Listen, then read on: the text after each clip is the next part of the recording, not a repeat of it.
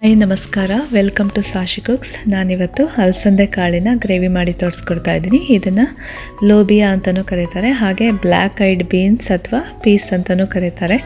ಬನ್ನಿ, ಈ ಗ್ರೇವಿ ಮಾಡೋದು ತುಂಬ ಈಸಿ, ಹಾಗೆ ಬೇಗನೆ ಮಾಡ್ಕೋಬೋದು, ಟೇಸ್ಟಾಗಿರುತ್ತೆ.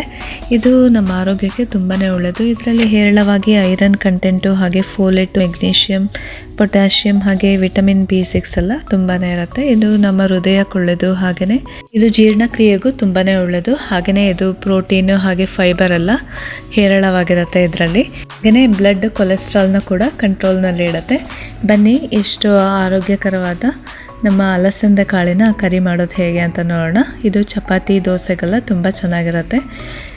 ಹಾಗೆಯೇ ಸಿಂಪಲ್ಲಾಗಿ ನಾವು ಬೇಗನೆ ಮಾಡ್ಕೋಬೋದು. ಬನ್ನಿ ನೋಡೋಣ.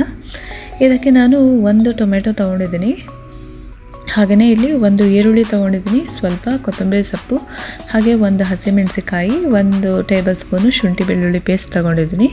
ಶುಂಠಿ ಬೆಳ್ಳುಳ್ಳಿ ಪೇಸ್ಟ್ನ ಫ್ರೆಶ್ ಆಗಿ ಜಜ್ಜಿ ಹಾಕೊಂಡ್ರೆ ತುಂಬಾ ಚೆನ್ನಾಗಿರುತ್ತೆ. ನೋಡಿ, ಇಲ್ಲಿ ಕುಕ್ಕರ್ನಲ್ಲಿ 3 ಟೇಬಲ್ ಸ್ಪೂನು ಎಣ್ಣೆ ಹಾಕ್ಕೊಂಡಿದ್ದೀನಿ. ಅದಕ್ಕೆ 1 ಟೀ ಸ್ಪೂನು ಜೀರಿಗೆಯನ್ನು ಹಾಕ್ತಾಯಿದ್ದೀನಿ. ಹಾಗೆ ಇದಕ್ಕೆ 1 ಪಲಾವ್ ಎಲೆಯನ್ನು ಆ್ಯಡ್ ಮಾಡ್ಕೊಳ್ತಾ ಇದ್ದೀನಿ.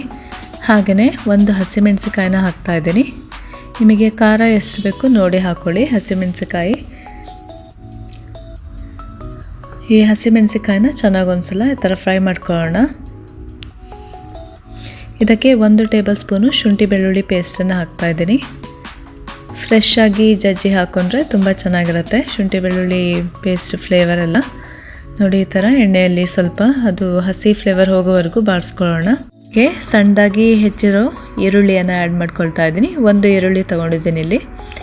ನೋಡಿ, ಇದನ್ನು ಕೂಡ ಚೆನ್ನಾಗಿ ಫ್ರೈ ಮಾಡ್ಕೊಳ್ಳೋಣ.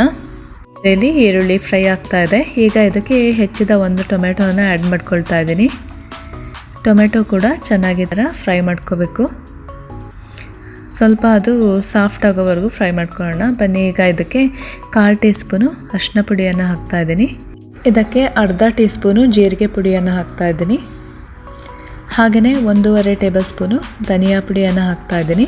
ಇದನ್ನೆಲ್ಲ ಚೆನ್ನಾಗೀಗ ಫ್ರೈ ಮಾಡ್ಕೊಳ್ಳೋಣ. ಆಯಿತಾ? ಈಗ ಇದಕ್ಕೆ ಅರ್ಧ ಟೇಬಲ್ ಸ್ಪೂನು ಖಾರದ ಪುಡಿಯನ್ನು ಹಾಕ್ತಾಯಿದ್ದೀನಿ. ಹಸಿಮೆಣಸಿಕಾಯಿ ಕೂಡ ಹಾಕಿಡ್ತೀವಿ, ನೋಡಿ ಹಾಕ್ಕೊಳ್ಳಿ, ನಿಮಗೆ ಎಷ್ಟು ಖಾರ ಬೇಕೋ ಅಷ್ಟು. ಹಾಗೆಯೇ 1/4 ಟೀ ಸ್ಪೂನು ಗರಂ ಮಸಾಲ ಪುಡಿಯನ್ನು ಹಾಕ್ಕೊಂಡಿದ್ದೀನಿ. ನೋಡಿ, ಇದೆಲ್ಲ ಕೂಡ ಚೆನ್ನಾಗಿ ಸಾಫ್ಟ್ ಆಗಿದೆ ಟೊಮೆಟೊ ಕೂಡ. ಈಗ ಇದಕ್ಕೆ ನೆನೆಸಿಡ್ತಕ್ಕಂಥ ಅಲಸಂದೆ ಕಾಳನ್ನು ಹಾಕ್ತಾಯಿದ್ದೀನಿ. ಒಂದು ಹಾಫ್ ಆನ್ ಅವರ್ ಆದರೂ ನೆನೆಸ್ಕೋಬೇಕು, ಅರ್ಧ ಗಂಟೆ ನೆನೆಸ್ಕೊಂಡ್ರೆ ಕುಕ್ ಆಗಲಿಕ್ಕೆ ಈಸಿ ಆಗುತ್ತೆ. ನೋಡಿ, ಇದನ್ನೆಲ್ಲ ಚೆನ್ನಾಗಿ ಈ ಥರ ಮಿಕ್ಸ್ ಮಾಡ್ಕೊಳ್ಳೋಣ. ನೋಡಿ, ಇಲ್ಲಿ ಮಿಕ್ಸ್ ಆಗಿದೆ. ಈಗ ಇದಕ್ಕೆ ಕುಕ್ ಆಗಲಿಕ್ಕೆ ಎಷ್ಟು ಬೇಕೋ ಅಷ್ಟು ನೀರನ್ನು ಹಾಕ್ಕೊಳ್ತಾ ಇದ್ದೀನಿ.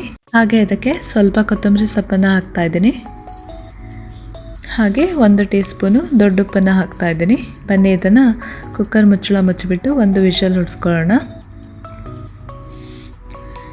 ಇದು 1 ವಿಷಲ್ ಆದಮೇಲೆ ನೋಡಿ, ಇಲ್ಲಿ ಗ್ರೇವಿ ರೆಡಿ ಆಗಿದೆ. ಇದು ತುಂಬ ಟೇಸ್ಟ್ ಆಗಿರುತ್ತೆ. ಹಾಗೆಯೇ ಇದನ್ನು ನಾವು ಬೇಗನೆ ಮಾಡ್ಕೋಬೋದು. ಈ ಅಲಸಂದೆ ಕಾಳಿನ ಗ್ರೇವಿ ಚಪಾತಿಗೆ, ಹಾಗೆ ರೊಟ್ಟಿ, ದೋಸೆಗೆಲ್ಲ ತುಂಬ ಚೆನ್ನಾಗಿರುತ್ತೆ. ನೀವು ಕೂಡ ಮನೇಲಿ ಖಂಡಿತ ಮಾಡಿ ನೋಡಿ. ಇದು ಕೂಡ ಆರೋಗ್ಯಕ್ಕೆ ತುಂಬಾ ಒಳ್ಳೆಯದು. ಈಗ ಈ ಗ್ರೇವಿಯನ್ನು 1 ಕುದಿ ಬರೋ ತನಕ ಕುದಿಸ್ಕೊಳ್ತಾ ಇದ್ದೀನಿ. ಹಾಗೆ ನೀವು ಸಾಲ್ಟ್ ಕೂಡ ಈಗ ಚೆಕ್ ಮಾಡ್ಕೋಬೋದು. ಹಾಗೆಯೇ ಕೊತ್ತಂಬರಿ ಸೊಪ್ಪನ್ನು ಸ್ವಲ್ಪ ಆ್ಯಡ್ ಮಾಡ್ಕೊಂಡಿದ್ದೀನಿ. ನೋಡಿ, ಈ ಗ್ರೇವಿ ರೆಡಿ ಆಗಿದೆ. ಈಗ ನೋಡಿ, ತುಂಬ ಚೆನ್ನಾಗಿ ಕಾಣ್ತಿದೆ ಅಲ್ವಾ? ಈ ಗ್ರೇವಿ ತುಂಬ ಟೇಸ್ಟ್ ಆಗಿರುತ್ತೆ. ನೀವು ಕೂಡ ಮನೆಯಲ್ಲಿ ಟ್ರೈ ಮಾಡಿ ನೋಡಿ. ಇದಕ್ಕೆ ಅರ್ಧ ಹೋಳು ನಿಂಬೆಹಣ್ಣಿನ ರಸವನ್ನು ಹಾಕ್ತಾ ಇದ್ದೀನಿ. ಈ ಗ್ರೇವಿ ಕಂಪ್ಲೀಟಾಗಿ ರೆಡಿ ಆಗಿದೆ. ಬನ್ನಿ, ಇದನ್ನು ಸರ್ವ್ ಮಾಡ್ಕೊಳ್ತಾ ಇದ್ದೀನಿ. ಈ ಕಾಳು ತಿನ್ನೋದ್ರಿಂದ ಮೂಳೆಗಳು ಕೂಡ ಗಟ್ಟಿ ಆಗುತ್ತೆ. ಹಾಗೆಯೇ ಇದರಲ್ಲಿ ಪ್ರೋಟೀನು, ಫೈಬರ್ ಎಲ್ಲ ರಿಚ್ ಆಗಿರುತ್ತೆ. ಇದು ಕೂಡ ಮನೆಯಲ್ಲಿ ಟ್ರೈ ಮಾಡಿ. Thanks for watching.